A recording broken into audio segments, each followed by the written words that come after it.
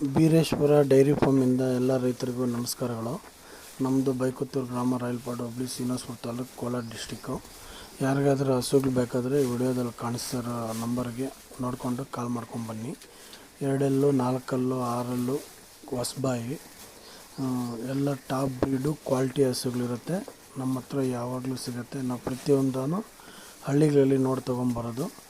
ನಿಮ್ಗೆ ಯಾರಿಗಾದ್ರೂ ಇಂಟ್ರೆಸ್ಟ್ ಇರೋರು ನಮ್ಮ ಚಾನಲನ್ನು ಸಬ್ಸ್ಕ್ರೈಬ್ ಮಾಡ್ಕೊಳ್ಳಿ, ಬೆಲ್ ಐಕಾನ್ ಮೇಲೆ ಒತ್ತಿ.